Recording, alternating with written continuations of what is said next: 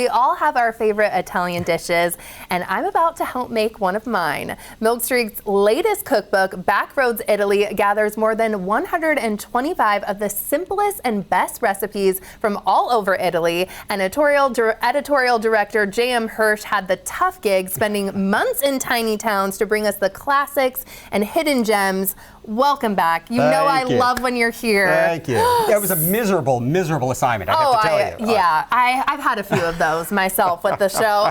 We are making my favorite dish. Please say the name. Fettucine Alfredo. Fettucine Alfredo. Fantastic. So I know we have to get started. Yes, we're going to get our pasta in the water right away. We have about a pound of fresh fettuccine. Okay? We're adding it to some boiling water, and we're going to throw a little bit of salt in there too. And then we're just going to let it come back up to a boil while we prepare the rest of it. Amazing. So a few minutes for fresh pasta Fresh usually? pasta will cook in about 2 to 3 minutes. Depends on the brand. Make sure you check it. Okay. Depends on the thickness. And but it'll be done in about 3 minutes. Do you like using fresh pasta if you have access to it over? I do like it because I find the texture is a little bit chewier. It's got a nicer texture to it. Yeah. But pasta's pasta. I'll eat any pasta. I will too. Okay, and then we're gonna keep building the recipe. Yes. So what's next? Yes, all right. So the important thing here, when we're talking about fettuccine Alfredo in Italy, is to talk about what it isn't rather than what it is. Because it's not made with heavy cream like it here is in the United States. Interesting. No chicken, no mushrooms, no shrimp. The Italians would be appalled if they saw the way we make fettuccine Alfredo. Who knew? I didn't know there was a difference. Okay. Fettuccine Alfredo is actually one of the original pasta recipes in Italy.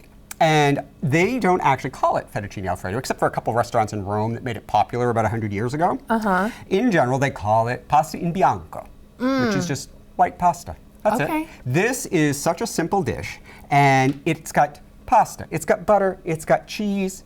That's it. Okay. That's all you need. But it matters what the butter you're using, right? Yes, it does. So this is a European-style butter, which you can get in any grocery store now. Okay. And the difference is that European-style butters have more fat. And so American butter is about 80% fat. European-style butters are about 85, a little bit more than that. And boy, does that fat make a difference. It's so good. All right, so what we've got here is our European style. We've got a stick of butter that we cut up and just put across a bowl. Yes. And we've got a really big bowl here. And there's a reason for that. Please tell me. Because almost as important as the ingredients you're using with fettuccine Alfredo is the action of tossing the pasta. Does it need to go fat? Is there like just toss and toss and toss. Okay, okay. And the reason is there is starch in the pasta. That starch is now in the water as it cooks, okay? We're going to pull that starch into our bowl, and then we're going to toss. And that starch is going to emulsify with the melted butter, and that's how you get the rich, creamy sauce. Not with heavy cream. Not with heavy cream. And so you're not straining like how some people are always straining pasta, but that's a no-no in Well, this. you can strain the pasta if you really want to. Okay. But if you do, use a measuring cup and first scoop out a little bit of the water, because you want that water in here, because that's going to make your richness in the sauce. Okay. Delicious. But I'm lazy. Okay, I'm not gonna strain my pasta. Well, and why waste that bowl that you have to clean? That's what I think. Okay, so this How's pasta it looking? needs like another 30 seconds at most, and it will be perfect. So then tell me about the cookbook while we're waiting. It was quite an ordeal. It was quite the process, I hear. I spent months in Italy, so did Chris Kimball, and we canvassed the entire country, learning as much as we could from professional chefs, but also home cooks, grandmothers, anybody who would. We would literally walk into towns, knock on doors, and say, hey, who makes the best whatever? No way. And then they would teach us. And I gotta tell you, everybody was so welcoming in Italy and so willing to teach us just the most amazing recipes that we've never heard of here in the U.S. And learning the techniques and meeting the people, what was that all like? Oh, it was amazing. You know, I've just always been astounded by how welcoming people are. And they just let you into their homes. They're sharing their culture, their lives, their families, their histories. I never got turned down. Everybody would always just welcome me in, and they would. I'm sorry, I'm making a mess. Yeah, I'm like, so. Yeah, this is real Italian cooking. This is done now. It's been a few minutes, and we're scooping out, like you said, and it's okay to get some of the water. You want some of the water. Yeah, you want some of the water. Okay. And you know, this is real cooking. You know, I always say that Italian grandmas, they don't measure, they don't fuss, they just cook it, and that's what we're gonna do. Okay. This seems easy enough that I could, take this and go, and that's also the theme of the cookbook, simple recipes. It is. That's what we went looking for. We really wanted to find the recipes that real Italians make and eat every day.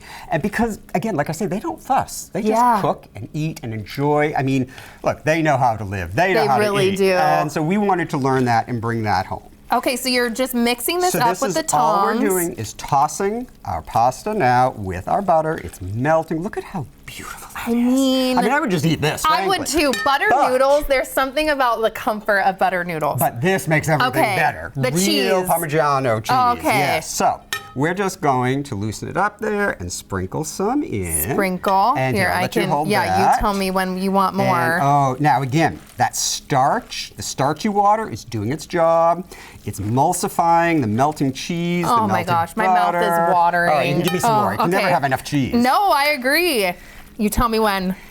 Oh, that's good Keep for it now. going? No, Okay. there we go. Now, we used a food processor to grate the parm, and that helps because you really want it very finely ground in order for it to melt smooth. Because this isn't like a sprinkled cheese situation. Yeah. This is a melted, emulsified, creamy, sexy cheese situation. It looks like it has heavy cream in it. Doesn't to your point, like it totally looks like the way we do it, but gosh. Now, if it's a little thicker than you want, here's where you just go in. Pro tip. Take a little bit of that starchy water. Look at how cloudy that is, see? Just sprinkle a little bit dash. on. Yep. And then keep working it. And the heat of the water and the heat of the pasta is melting all of this gorgeous, gorgeous cheese and butter. Oh my gosh. Is it time yet? It's Can time. I taste Yes, this? okay, here we go.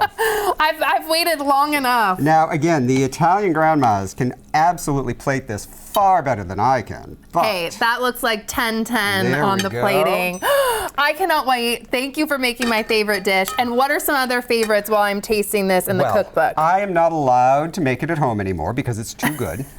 But I learned to make focaccia from the guy in Puglia, which is the heel of the Italian boot, deemed to make the best focaccia in all of Italy.